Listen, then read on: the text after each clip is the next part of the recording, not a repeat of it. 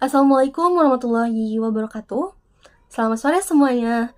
Perkenalkan, nama saya Tia Lia, dan pada kesempatan kali ini saya akan mempresentasikan tugas mata kuliah Kewirausahaan Digital. Fokus utama presentasi saya adalah mengenai tahapan membangun kebutuhan informasi organisasi.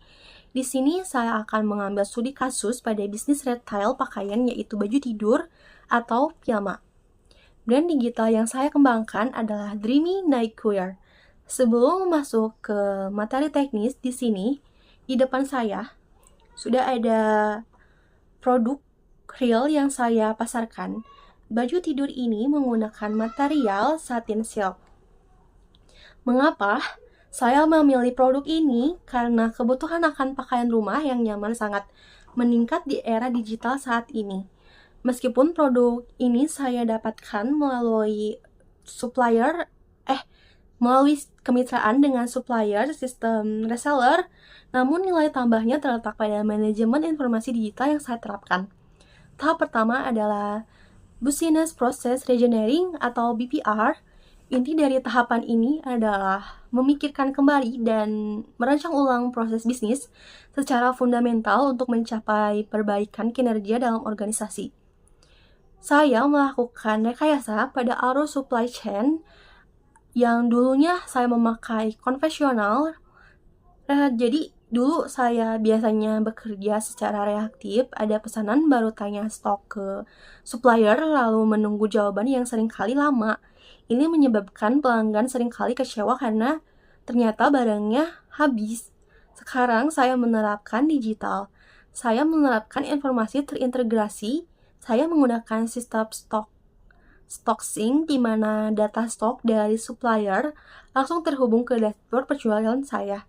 Proses bisnis yang dulunya manual dan sangat panjang kini dipotong menjadi sistem yang serba otomatis.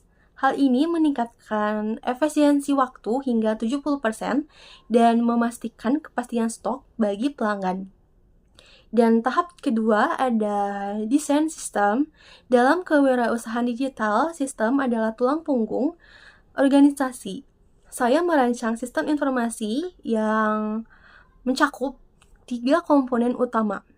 Dan yang pertama ada sistem antarmuka atau front end. Saya memanfaatkan media sosial dan landing page sebagai wajah organisasi.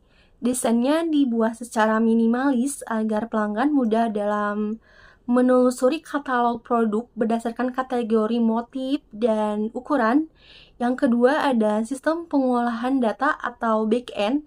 Saya membangun database yang tidak hanya mencatat transaksi, tetapi juga preferensi pelanggan. Sistem mencatat motif apa yang paling sering dicari dan jam berapa pelanggan biasanya berbelanja. Dan yang ketiga ada distribusi informasi. Setiap ada pesanan masuk, sistem akan otomatis mengirimkan notifikasi invoice melalui mengintegrasikan data pengiriman WhatsApp atau email dan langsung ke kurir tanpa saya harus menulis resi secara manual. Dan tahap terakhir ada persiapan prototyping. Sebagai kewirausahaan digital, prototyping tidak hanya soal fisik produk, tapi juga validasi model bisnis.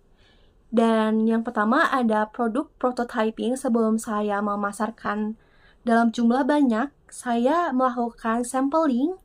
Saya membeli barang atau set baju tidur dari berbagai supplier untuk menguji ketahanan kain setelah dicuci dan kenyamanan produk. Ini yang saya pegang sekarang adalah hasil prototype terbaik yang lolos standar kualitas saya. Dan yang kedua ada market prototyping. Saya membuat pre-launch konten di media sosial. Saya membagikan foto-foto estetik dari produk contoh ini untuk melihat engagement rate dari audiens, data dari interaksi like, comment, and share. Ini adalah prototype informasi yang saya gunakan untuk menentukan berapa banyak stok yang harus saya siapkan agar tidak terjadi penumpukan barang.